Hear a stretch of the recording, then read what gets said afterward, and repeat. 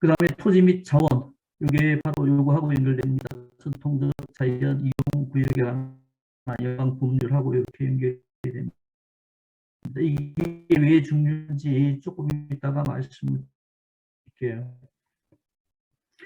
그 다음에 전통적 자연 이용 여기 나오는 겁니다. 여기 이게 연방 법률에 의해 가지고 보호되는 그런 그 권리 및 권한입니다. 그 다음에 공동체 지위와 역할에 관한 이것도 연방 법률에 의해 가지고 보장을 받는 그런 권리, 토지 및 자원에 대한 연방법, 이게 또 전통적 자연 이용, 법적인 지위, 그 다음에 권한은 이렇게 헌법부터 연방 법률, 그 다음에 여기 그 러시아 연방을 구성하는 85개의 연방 주체들 안에 있는 또 내부적인 법률들에 의해 가지고 이렇게 보장을 받고 있습니다만, 제가 결론부터 말씀드리면 저기 연방 구성체든지 러시아 연방 정부 입장에서 이 원주민들이 소수민족들이 살고 있는 이 지역에 자원이 있습니다.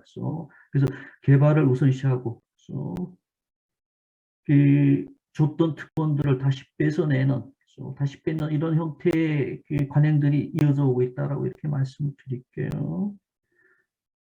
그 사회 현황을 한번 보겠습니다. 지금 2010년에 저기 인구 센서스하고 2020년에 10년 단위로 이루어지는 센서스가 이루어져야 되는데 2021년에 지금 아직 진행 중에 있습니다. 그래서 이 결과가 아직 안 나오고 있는데 2018년에는 파일로트 센서스 뭐 하여튼 지금 진행 중이고 한 내년쯤이면 결과가 나올 것 같습니다만 여기 지금 제가 제시하는 자료는 그 러시아 연방, 북방, 시베리아, 극동, 토착, 소수민족 협회 홈페이지에 나오는 것들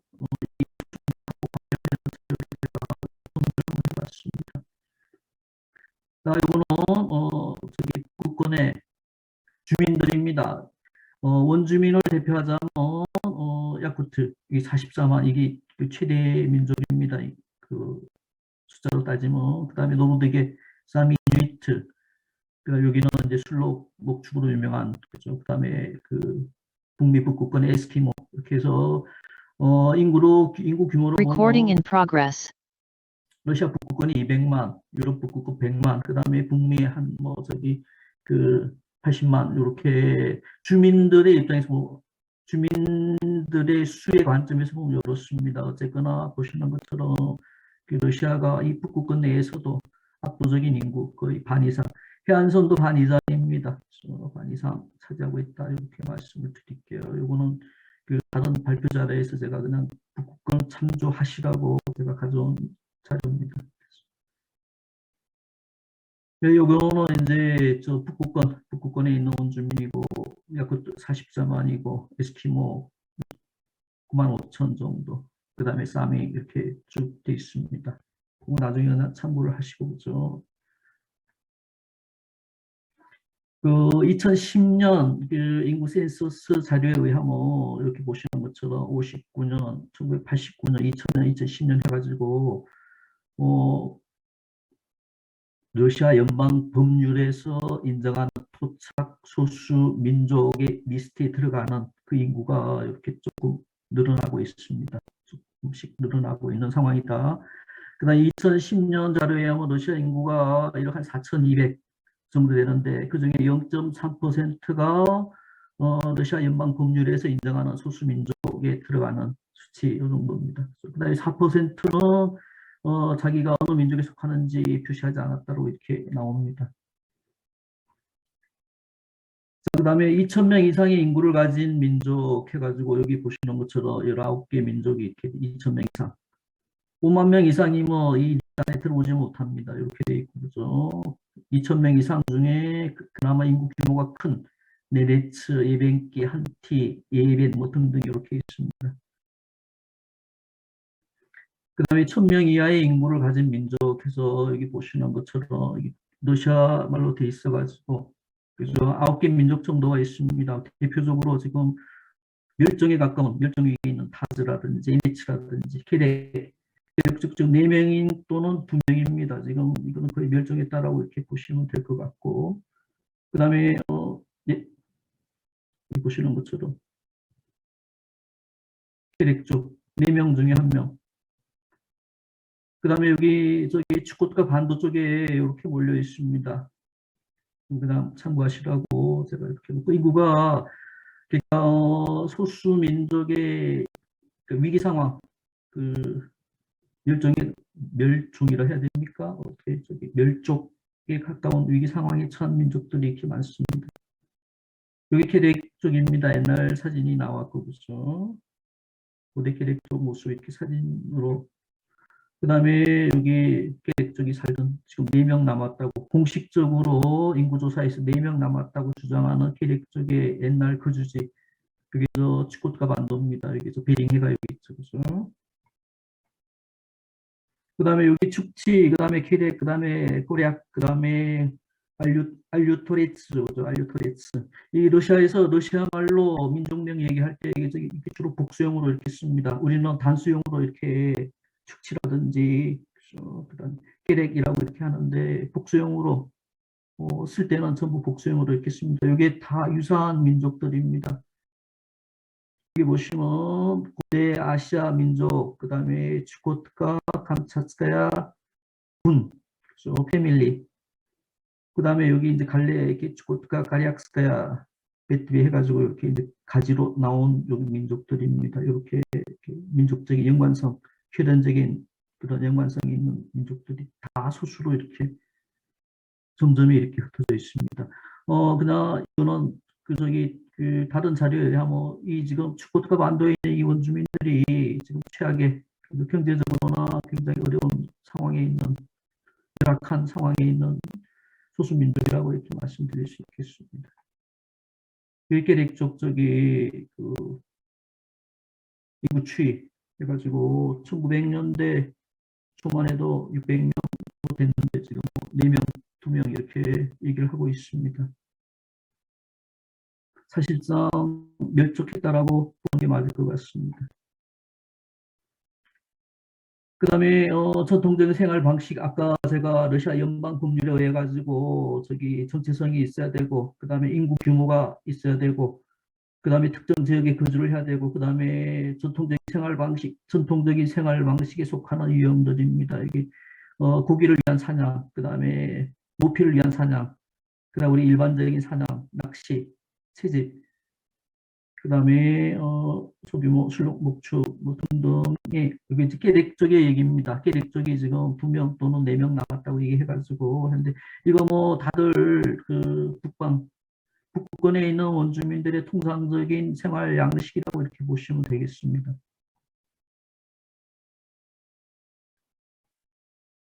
썰매개도 사육을 합니다. 이렇게 돼 있고 이 마지막 남은 모자의 모습입니다. 멸족했다고 이렇게 말씀드려도 될 것 같고요.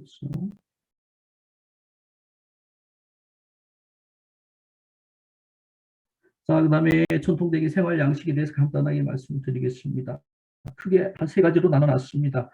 목축, 술록 방목은 여름에는 해안가로 나가고 겨울에는 타이가 숲속으로 아니죠, 거꾸로 얘기 됐네. 여름에는 나가고 겨울에는 타이가 숲속으로 이렇게 들어옵니다. 이렇게 술록 방목. 그 다음에 썰매용 개, 말, 뭐 등등의 가축을 이렇게 목축을 하는 형태. 그 다음에 수렵, 사냥도 고기를 위한 사냥, 그 다음에 모피를 위한 사냥, 그 다음에 어부, 하천이나 바다, 채집은 열매라든지 버섯이라든지, 그 다음에 양봉과 채집, 등등 이렇게 다양하게 이루어지고 있습니다. 이 전통적인 생활 방식이 중요한 이유는 아까 제가 그 초기 서론에서 말씀드렸다시피 전통적 자연 이용 구역에 관한 연방 법률이라든지 토지 및 자원에 대한 원주민의 권리 이런 등등이 이거하고 연결이 됩니다. 여기 보시는 것처럼 어느 거 하나 다 이게 일정 영역을 다 필요로 합니다. 이게 좁은 영토 내에서 이루어질 수 있는 게 아닙니다. 사냥이라든지 이런 것들은 방대한 영역을 필요로 하고 방대한 영역을 필요로 하기 때문에 러시아 연방 정부라든지 러시아 연방 구성체 내에 있는 법률적으로 이런 것들 전통적인 자연 이용 구역입니다. 우리 다르게 표현하면 인디안 보호구역처럼 이거는 원주민들이 배타적으로 이런 경제적인 활동을 할 수 있게끔 보장해주는 구역이다라고 이렇게 말씀드릴 수 있겠습니다. 이런 걸 보장을 받아야만 이 사람들이 먹고 살 수 있어요. 전통적인 생활 방식을 유지를 하면서 생존을 하려면 이런 것들이 필요하다라고 이렇게 말씀을 드릴게요. 여기 뭐 보시는 것처럼 툰드라 지역에는 술록 목축이고 동시베리아에서는 사냥도 하고 목축도 하고 감차트카에서는 주로 사냥 주로 이제 해양 포유류 사냥이나 바다에서 낚시하겠죠. 그래서 그다음에 추코트카 같은 경우는 해양 포유류 뭐 고래 같은 거 사냥하는 형태. 시베리아 타이가에서는 또 사냥 모피용이라든지 또는 고기용으로 이렇게 사냥하는 뭐 이런 그림입니다. 이렇게 그 북방 계통의 원주민 여기 보시는 것처럼 북방 원주민이라고 이렇게 줄여놨습니다. 아까 제가 서두에서 말씀드렸다시피 이거 플러스면 러시아 연방, 북방, 시베리아, 극동, 토착 소수민족입니다. 이렇게 풀어쓰게 되면. 그 다음에 여기 보시는 것처럼 쿠타 남작이라고 그죠? 이게 저 민화에 나오는 내용인데 이 북방 이 토착 소수민족들의 생활상이 그대로 나타납니다. 썰매를 타고 낚시를 하고 있어요. 이 물고기 생김새가 연어입니다. 그래서 이렇게 주둥이가 이렇게 된 거 보니까 연어입니다. 이렇게. 그래서 어업과 사냥과 썰매를 이용하는 전통적인 생활 방식을 보여주는 그런 그 민화라고 이렇게 말씀드리겠습니다. 그 바론 쿠트카라고 이렇게 민화입니다. 그래서 이렇게 이름이 술로 목축하는 장면. 그리고 여름에 이제 타이가 지역에 겨울에 이제 이 숲속으로 들어와서 술로 목축하는 장면. 그 다음에 낚시, 어업이네. 그래서 그 다음에 이제 이 사회 현황 중에 하나인데 여기 저 보르쿠타라고 여기 보시면 이 지역의 교육 상황인데 9개월 동안 기숙학교 들어가야 돼. 가을에서부터 봄까지 9개월 동안 기숙학교 생활하는 장면입니다. 이 툰드라 지역에 거주하는 학생들 가을이 되면 이렇게 비행기를 타고 이동을 합니다. 여기 기숙학교 원거리 떨어져 있는 기숙학교에 이동합니다. 그래서 이 사진은 여기 이 기숙학교에 있는 자기 자녀를 보기 위해서 먼 길을 하고 방문하는 그런 그림이라고 이렇게 되어 있습니다. 여기 기숙학교 내부의 모습들. 요거 저기 이 사진은 우리 일본인 학자가 이 저기 북방 원주민 교육 관련해서 리서치를 하면서 뽑았던 자료를 제가 그냥 대신 가져왔습니다. 우리 학생들 여기 그림을 보면 이게 저기 북방 원주민의 생활이 드러납니다. 썰매가 있고 그래 술록이 있고 이동하는 장면이 나옵니다. 그 다음에 이 북방 원주민 문화 또는 언어와 관련해서는 현재 상트페테르부르크에 있는 인스티튜트입니다. 북방 토착 소수민족 연구소라고 있습니다. 이 대학에서 교육도 하고 여기 이 대학에서 다양한 성과들을 내고 있습니다. 토착 각 소수민족들의 언어라든지 이런 주로 이제 사전으로 많이 이렇게 나오고 그다음에 뭐 시집이라든지 문학책 같은 것들을 여기 출신들이 많이 이렇게 성과를 내고 있습니다. 그다음에 주거 환경 안 좋습니다. 여기 야말로 네네츠 자치구인데 여기 저기 북쪽에 있습니다. 저기 그러니까 서시베리아 북극권입니다. 이것이 뭐 강에 있는 얼음이 도시 한가운데를 지나가면서 이렇게 집을 집과 도로를 엉망으로 만들어버리는 녹아서 이렇게 흘러내리면서 그 다음에 얼음이 일찍 녹아버립니다. 이 기후변화, 지구온난화 때문에 도시하고 강하고 호수의 얼음이 녹으면서 동토대가 녹아내리면서 그 다음에 이 술록이 이동을 해야 되는데 이동을 못하게 되는 이런 상황들 그러니까 기후변화, 지구온난화, 그 다음에 동토대가 녹아내리면서 이 북방에 있는 이 원주민들의 생활 자체가 이렇게 위기 상황에 몰린다는 그런 내용입니다. 그 다음에 얼음이 일찍 녹기 때문에 여름 목초지로 빨리 이동을 해야 되는데 이동하는 과정에 이 어린 이 술록들이 죽어난다는 얘기. 그 다음에 그 여기는 제가 표시 안 했습니다만 그 동포대 밑에 있는 그 옛날에 어떤 그런 만모습뼈 나오면서 그 당시에 이 병균들 같은 게 이렇게 나오는 그런 사례들이 굉장히 많죠. 술록들이 떼죽음하나 이런 얘기들. 그다음에 여기 이제 기후 변화, 급작스러운 기후 변화로 인해 가지고 이게 저기 목초지에 몰리게 되고, 그다음에 이 어린 술록들이 죽어나가는 이런 상황들, 이게 결국은 원주민들의 생활 양식 자체가 위협받는 그런 모습들입니다. 이 사회 현황에서. 이 마가단주입니다. 이게 저기 이게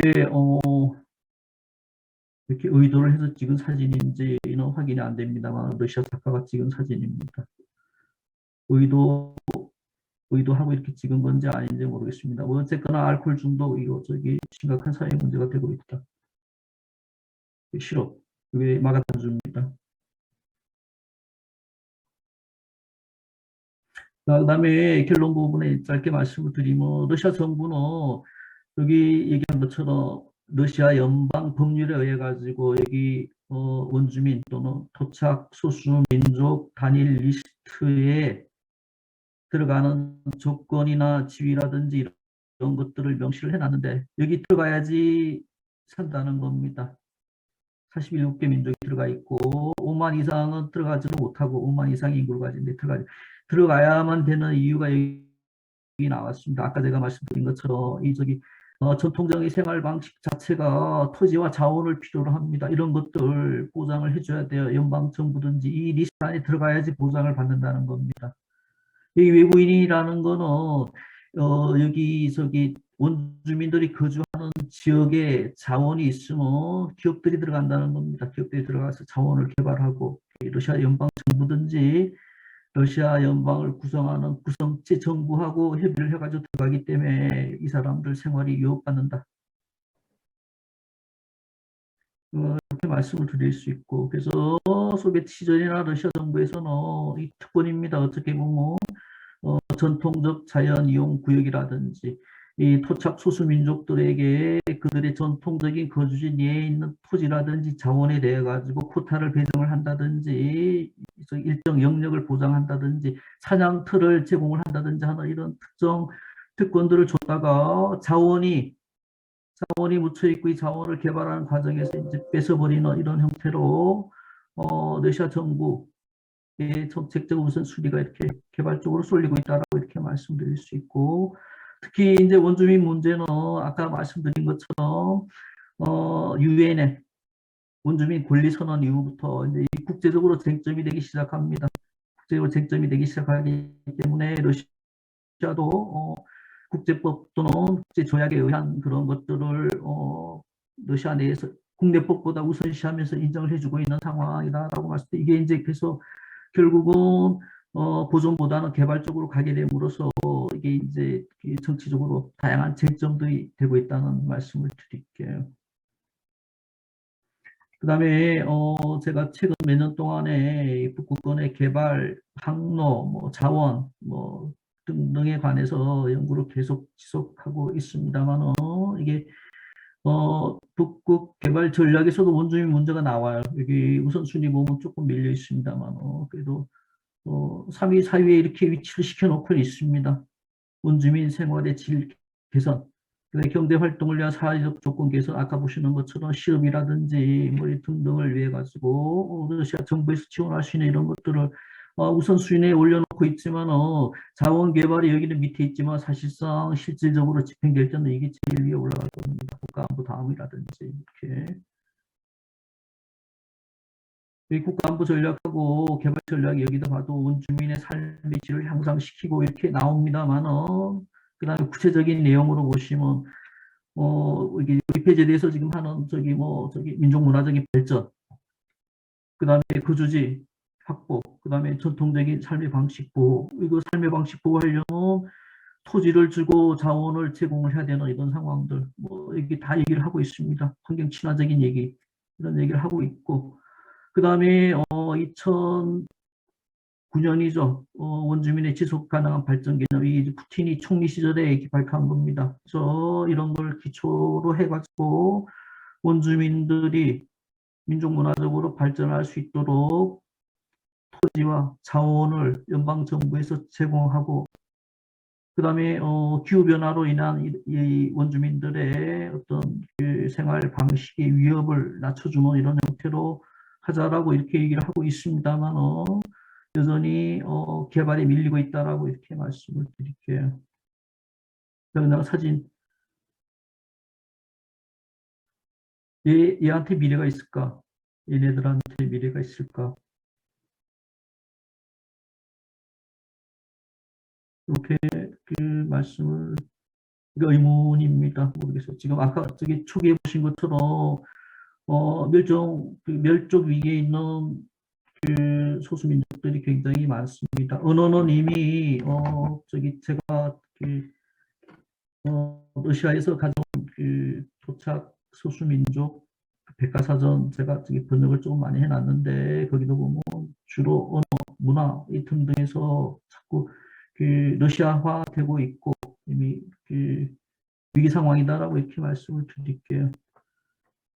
이거 제가 좋아하는 그림입니다. 우리 지금 경희대에서 하고 있는 이 프로젝트하고 연결이 되어 있습니다. 이게 토착 소수민족, 그 다음에 기후변화, 그 다음에 북극 개발, 항로, 자원, 에너지 개발, 그 다음에 이 북극권의 특징, 그 다음에 전통 지식. 아마 여기 지금 우리 배재대 연구팀들도 이게 전통 지식에 대해서는 아마 저기 그 전통 지식이 그 뭐라 그럽니까, 저기 그 원주민들의 달력이라든지 축제라든지 이런 데 다 이렇게 나타나 있다고 봅니다. 저는 그렇게 알고 있고, 그죠? 여기, 그 다음에 전통 지식과 과학 지식, 그 다음에 여기 전통적인 자연 이용, 그 다음에 여기 지속 가능한 개발, 뭐 여기 저기 기후변화와 적응하는 원주민들의 모습이라든지, 그 다음에 주변 환경이 변함에 따라 이 원주민들이 적응해 나가야 되는 문제들, 뭐 등등, 여기 저기 그 전통 기후변화가 이 저기 전통적인 원주민들의 전통적인 삶의 방식에 어떤 영향을 주고 있냐, 이런 것들 좀 경희대에서 하고 있는 게 저기 2년짜리 일반 공동 연구입니다. 2억 5천짜리인데 지금 3년으로 나눠놨는데, 그죠? 기후변화로부터 시작해서 안보, 그 다음에 원주민의 지속 가능한 개발, 그 다음에 원주민의 전통 지식과 문화 등등 이렇게 해가지고 지금 경희대 팀이 4명으로 이루어져 있습니다. 아마 다음 달에 공동으로 콜로퀴움 하게 되면 그 또 같이 인사를 뭐 나눌 수 있도록 그렇게 진행을 하겠습니다. 발표는 여기서 마치겠습니다. 이렇게 해서 발표 마치겠습니다. 네, 감사합니다. 여기 뭐야 어렵지 않게 저희들 알기 쉽게 일반적인 내용 포함해서 여러 가지 사항을 주셨고요. 혹시 우리 선생님들 혹시 질문 혹시 있으시면 해주시겠어요?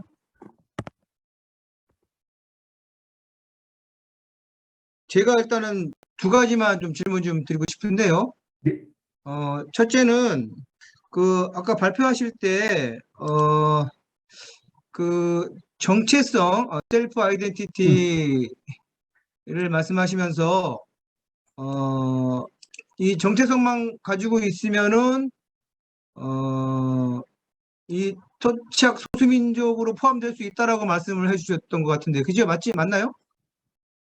제가 그거는요, UN 원주민 권리 선언에서 원주민이라는 이 개념, 그 어떤 사람을 원주민으로 인정해 줄 것인가 했었을 때 유엔의 기준에 의하면 자기 스스로 나는 특정 민족 그룹에 속한다라는 정체성만 가지면 인정을 해 줘야 된다는 입장이고, 그건 러시아에서는 이 4가지 조건 충족 다 해야지 이 연방 법에 연방 정부의 연방 정부 행정 명령에 의해 가지고 이 네 가지 조건 다 갖춰야지 인정이 된다는 겁니다. 무조건 이 한 가지가 빠지면은 네, 안 국제적인 된다는 거죠. 기준하고 여기 러시아 기준이 다르다는 거죠. 러시아 기준이 훨씬 더 음, 엄격하고 그렇겠네요. 그죠? 일단은 그 유엔 쪽으로 봤을 때는 너무 그 근거가 좀 없을 것 같고요. 오케이, 그 부분은 조금 이해가 된 것 같고요. 그 두 번째 질문은요. 이제 제가 항상 이거 고민하는 건데요. 이 토착민, 뭐 원주민, 뭐 정주민, 뭐 이런 그 용어가 있는데요. 과연 지금 그 발표하실 때 토착민하고 가로 열고 원주민 이렇게 하셨는데 이게 같은 개념으로 볼 수가 있냐라는 질문을 좀 드리고 싶어요. 왜냐하면은 제 기준으로는 원주민이 우선이고 그 다음에 토착민이 그 다음에 이제 갈 것 같거든요. 왜냐하면 원주민이라는 그 용어 자체는 이제 그 지역에 원래부터 살고 있던 사람을 원주민이라고 얘기를 하는 것 같은데 토착민을 그 한자를 풀이해 보면은 땅에 정착한 사람을 이렇게 볼 수 있거든요. 그렇다면은 이게 조금 미묘한 차이가 확실히 있는 것 같은 느낌이 들어요. 어, 그러니까 예를 들어서 제가 만약에 대전에서 서울로 이사를 가요. 그러면 서울에 원래 살고 있던 사람들은 원주민이라고 본다면은 저는 원주민은 아니고 토착민이 되지 않을까. 이런 의미라면은 원주민과 토착민의 어떤 그 개념은 다르게 봐야 되지 않냐. 그래서 원주민 따로 주제로 가야 되고 토착민 따로 주제로 가야 되지 않냐라는 생각을 좀 갖고 있었거든요. 그래서 그 부분에 대한 어떤 그 혹시 또 말씀해 주시면 좋을 것 같은데요. 이게 저도 저기 그 논문 쓸 때는 원주 그러니까 소수 원주민 이렇게 해서 쓰는데요. 여기저기 이게 지금 번역할 때 그다음에 이게 용어들이 쓰는 사람에 따라 다 다릅니다. 이 러시아 말로는 까렌니 이렇게 돼 있지 않습니까? 까렌니. 그다음에 영어로는 인디지너스 이렇게 돼 있고 이것도 인디지너스 말고 또 다른 용어들이 굉장히 많습니다. 그래서 저도 고민되는 상황이고 그죠. 그다음에 토착하고 대비되는 개념은 이주. 그죠? 이주민도 있을 수 있고. 이주민, 예. 그러면 이주를 방금 이제 우리 김태진 교수님 논리에 하면 이주를 언제 했느냐? 그죠? 그리고 원주민은 원래부터 거기 있었느냐? 그러면 예를 들어 기원전 1000년, 2000년 우리 저기 통상 투르크 할 때 그 투르크 기원은 기원전 2000년 전에 중국 북부에 농사짓던 저기 그 기장 농사짓던 사람들이 기원전 1000년에 말을 타기 시작하면서 이주에 나가서 지금 투르크족 터키까지 나가 있고 인종적으로 혼합이 됐는데 참 이런 부분을 정의하자면 굉장히 어렵습니다만 그래서 저도 쓸 때 이거를 어떤 식으로 해야 될지 저도 조금 혼란스럽습니다. 그래서 저기 용어를 쓰고 나서 갈로 안에 되도록이면 이렇게 저기 인디지너스라든지 가레니에라고 이렇게 용어 자체를 써주고 이렇게 하려고 노력을 하고 있습니다. 저도 이해를 하려고 노력하고 네. 있는데요.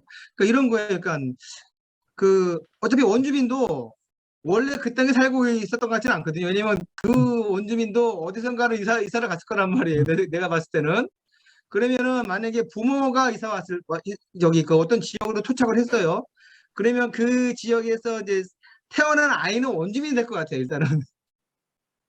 만약에 세세하게 본다면은 그런 개념으로는 그렇게 구분될 수 있는데 그 원주민 자체도 사실은 그 지역에 원래부터 살지는 않았고 이주해갖고 이제 원주민이 된 거라고 볼 수 있는데 그런 개념으로 봤을 때는 되게 미묘하게 차이점이 굉장히 많다라는 거예요. 토착민도 그렇고 이주민, 정주민 다 마찬가지인 것 같아요. 그래서 이거를 누군가는 딱 진짜 개념 정리를 딱 해주면은 너무 좋을 것 생각이 드는 거예요. 제가 지금 작업을 하고 있는데 쉽지만은 않더라고요, 이게. 그래서 혹시나 뭐 이런 부분이 나오면은 조금 논란거리가 될 것 같은 생각이 드니까 나중에 차후 혹시 시간 되시면 이런 부분도 한번 정립해 주시면 좋을 것 같은 생각이 드는 거예요. 네, 뭐 그거는 네. 같이 고민해 볼 거리인 것 네네네네. 같습니다. 네, 그게 네.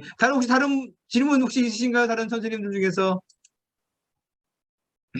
질문들은 아니고요. 네. 선생님 발표 너무 잘 들었습니다. 궁금했던 것들이 정말 많이 해소가 됐는데 저는 이제 요 질문은 아니고 이 북극 지역에 있는 이 지역의 자연환경 기후 위기에 대해서 대단히 관심이 개인적으로 많이 있는데 이 지역이 매년 이제 러시아 전 지역도 마찬가지지만 지금 방금 발표해 주신 그 자료에 등장하는 소수민족들이 거주하고 있는 그 땅들도 화재가 정말로 몇 개월씩 2달, 3달 넘게 막 이렇게 지속이 되거든요. 그래서 정말 여기에서 살고 있는 사람들의 그러니까 전통적인 그런 삶의 모습, 그 다음에 이제 요 산불뿐만 아니라 산불도 상당히 대단히 큰데 이제 기후가 점차 따뜻해지면서 이 이제 외대에서 나온 이제 연구 보고 이제 발표 그 어떤 자료도 봤는데 이 북극 지역에 계속해서 해안 마을들이 항구들이 이렇게 등장을 하는데 그렇게 이제 항구 마을이 등장하고 그렇게 되면은 물론 러시아 인구 자체가 뭐 러시아도 우리나라 같은 인구 절벽에 이렇게 조금 그런 위기들에 있지만 이주하는 사람들은 대부분 다 러시아 사람들이 이렇게 상당히 많을 텐데 이 지역에서도 조만간 정말로 이렇게 소수민족들의 전통적인 삶의 모습들이나 이 사람들의 흔적을 정말로 나는 정체성이니까 이민족이야 그런 사람들밖에 정말로 남지 않을까라는 그러한 좀 생각이 좀 들어서 개인적으로 좀 많이 위기의식이 뭐 이렇게 들었습니다. 발표 잘 들었습니다.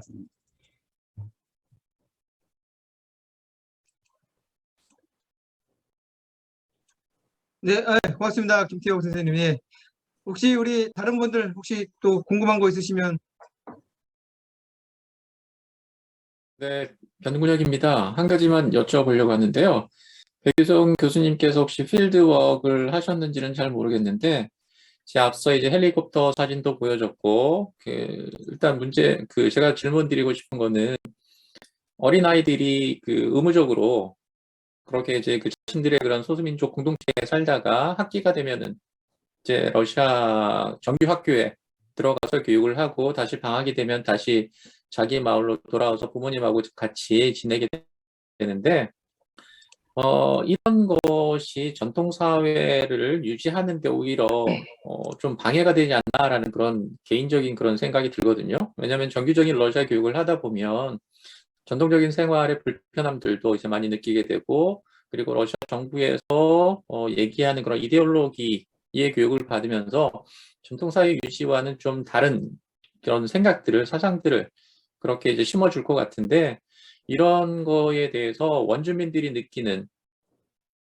그런 이제 생각들이 궁금하고요. 이런 이제 의무적인 사항에 대해서 원주민들은 어떤 식으로 적응해 나가는지 아니면 저항해 나가는지 혹시 그런 사례들이 혹시 있는지 한번 궁금해서 한번 여쭤봅니다.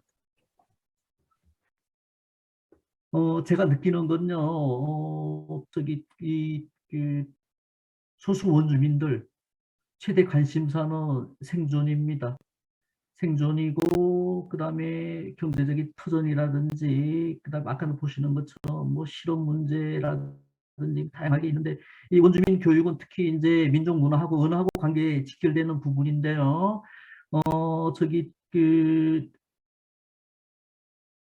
저는 이렇게 봅니다. 이 원주민 인구 규모가 특정 정도 이상 인구 규모가 되지 않으면 지역적으로 이게 러시아에서도 이게 학교 관련해 가지고 다양한 그런 어떤 규제들이 많은데 인구 규모가 특정 인구 규모가 안 될 경우에는 학교를 이렇게 폐쇄하는 이런 형태의 그런 조치들도 굉장히 많았습니다. 그래서 제가 여기 지금 보르쿠타의 경우는 제가 볼 때는 특수한 경우라고 이렇게 말씀을 드릴 수 있고, 예를 들어 가지고 인구 규모가 1,000명이라든지 이렇게 집단으로 이렇게 민족들이 집중적으로 모여 있는 곳은 대체로 민족 학교가 있다라고 이렇게 말씀드릴 수 있겠습니다. 그래서 만약에 민족적 정체성을 잃게 되면 아까 나오는 것처럼 그 정부로부터의 어떤 지원이라든지 생존 자체를 위협받기 때문에, 그러니까 정체성이라든지 언어라든지 이런 거는 생존하기 위해서 필요한 부분이다. 이렇게 소수 민족으로서 생존하기 위한 그런 어떤 미니멈 조건이 아닐까라고 이렇게도 한번 생각을 해봤습니다. 재미있는 건요, 여기 2010년에 인구 센서스 할 때 여기 그다음에 2000년대하고 비교를 하는데 이제 이런 케이스들이 등장한다는 겁니다. 예를 들어 가지고 어떤 혈통이라든지 이런 걸로 민족을 구분하는 게 아니라 본인한테 질문을 합니다. 너는 어느 민족에 속하느냐라고 했는데 지난 뭐 10년 전에는 나는 이 민족에 속했다 그러고 10년 후에는 예를 들어 가지고 10년 전에는 어머니 혈족을 따라 가지고 그 민족 택했다가 10년 후에는 아버지 민족 따라 가지고 이쪽으로 또 옮겨간다는 겁니다. 근데 이런 식으로 그 제가 어떻게 정리해야 될지 모르겠습니다만, 이거는 생존을 위한 필요랄까, 어떤 그냥 이게 어떤 그 정체성의 혼란이라 그럴까, 뭐 저는 그렇게도 느껴집니다. 네, 감사합니다. 정체성 그거 법률적으로 정해야 될 것 같아요. 한번 정하면은 바꾸지 않도록 러시아에서. 그다음에 문제는 제가 이제 아까 얘기도 했지만 그 러시아 정부에서 이 리스트 계속 지금 예를 들면 지금 저기 구동 지역에 우리 산린 지역에 있는 아이누, 우리 일본 홋카이도에 있는 아이누족이 지금 그 강제 이주 당하고 이렇게 아이누족이 있습니다. 지금 수십 년째 이 소수민족 리스트에 넣어달라고 신청하는데 러시아 정부에서 인정 안 해주고 있어요. 예를 들어 가지고 조상 전래 거주지에 살고 있느냐, 그 다음에 조상들이 했던 전통적인 생활 방식을 니네들이 유지하고 있느냐, 이런 조건을 달고 이렇게 제한을 해버리기 때문에 그러니까 이제 그 소수민족이 신청하는 입장에서 굉장히 어려운 상황이죠. 정부에서 연방 정부에서 규정을 딱 갖다 대놓고 아니다 맞다라고 이렇게 그 임의적으로 자의적으로 해석을 해버릴 수 있다는 얘기입니다. 아이누족은 사실 그 일본인들한테 핍박받아서 사할린 지역으로 이주한 민족인데요. 사실 그 아이누족은 일단 그 언어가 일단 사별됐어요. 그래서 아마 그런 부분도 아마 러시아 정부에 영향을 미치지 않았나 하는 생각이 드네요. 개인적으로. 아이가 언어가 없는 민족이니까. 또 다른 또 혹시 질문 있으신가요? 없으신가요? 우리 김성래 교수님 혹시 궁금한 거 없으세요? 네, 오늘 콜로키움에 초대해 주셔서 너무 감사합니다. 저는 중동 지역을 전공을 하다 보니까 거칠고 황량한 사막만 바라보다가 오늘 드넓은 초원과 눈이 쌓여 있는 아주 멋진 풍경을 많이 본 것 같습니다. 저는 중동 지역의 쿠르드 이제 전공을 하고 있는데요.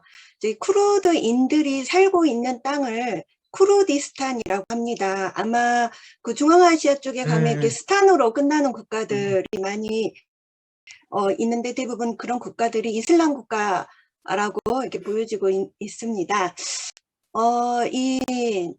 너무나 중동 지역의 소수민족과 이 러시아 쪽의 소수민족의 뭐 규모와 숫자에 대해서 오늘 굉장히 차이가 많아서 좀 많은 충격을 받았습니다.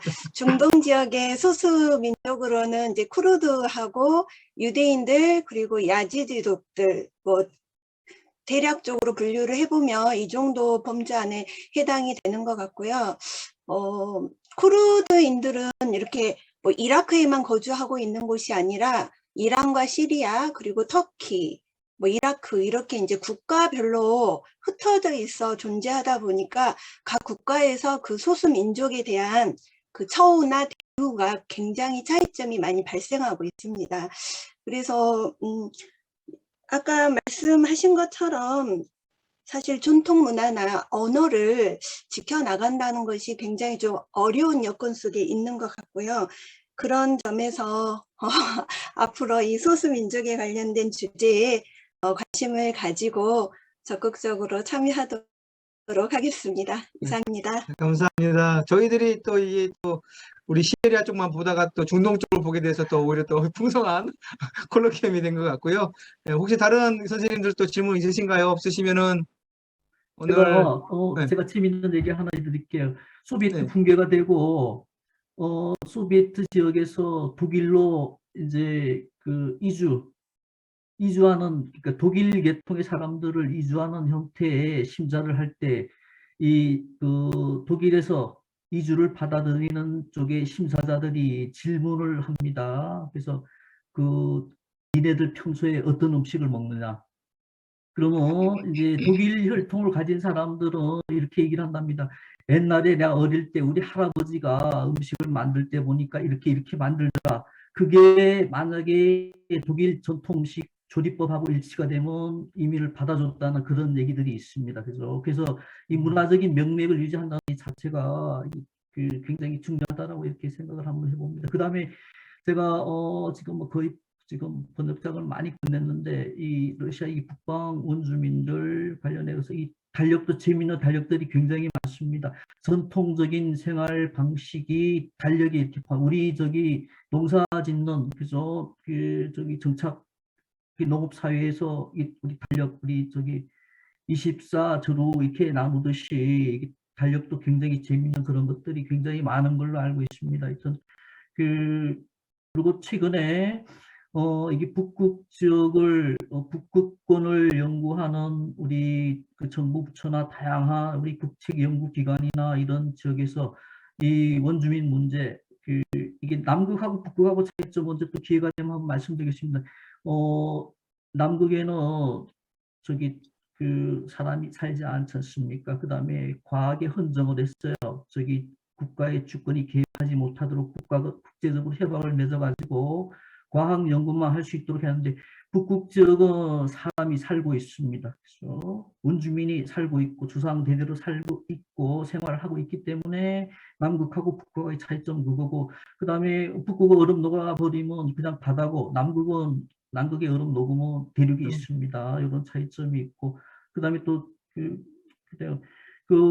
지구상의 얼음의 90%는 남극에 있습니다. 나중에 헷갈리시면 안 되는 게 기후변화 관련해서 얼음이 제일 먼저 녹는 곳은 북극이겠지만 얼음의 지구상에 있는 얼음의 90%는 남극에 있습니다. 북극 얼음 녹는 거는 모르겠습니다. 그래서 남극의 얼음이 녹았다는 얘기 들으면 아마 지구는 위기 상황이라고 이렇게 말씀드릴게요. 예, 감사합니다. 오늘 정확히 정말 1시간 정도 딱 우리가 발표를 한 것 같고요. 시간 너무 딱 맞춘 것 같습니다. 오늘 여기 발표해 주신 백유성 교수님 감사드리고요. 1월 달에 우리 또 이제 공동으로, 그죠? 경희대를 공동으로 아마 네. 할 예정인데요. 그때 또 이제 오프라인에서 혹시 가능한가요? 가능하죠? 그죠? 지금. 저는 개인적으로 오프라인을 선호하는 편입니다. 온라인에 너무 근데 지쳐버렸습니다. 한 2년 그 정도. 사회적 거리두기랑 상관없죠? 우리 한 미니멈으로 50명까지 되지? 미니멈으로 진행을 하면 될 것 같습니다. 오케이. 최소 인원으로 일단은, 네, 해서 일단은 그렇게 1월 달에 혹시 이제 다 올라가서 얼굴 보면서 또 이런저런 얘기하면 재밌을 것 같고요. 오늘 발표해 주셔서 감사드리고요. 또 질문해 주신 선생님들 정말 감사드리고요. 오늘 콜로키움 여기까지 마치는 거로 할게요. 김선희 교수님 참여해 주셔서 감사하고요. 예, 혹시 저희 연구팀은 조금 남아주세요. 저희 회의가 좀 있어갖고요. 좀 드릴 말씀이 좀 있습니다. 예, 고맙습니다. 박사님. 네, 제가 카톡 고맙습니다. 드렸어요. 네, 카톡에서 서류 필요하니까 서류 좀 주세요. 그래요. 예, 다음 달에 네네네. 경희대에서 뵙겠습니다. 고맙습니다. 네네네네네네. 오케이.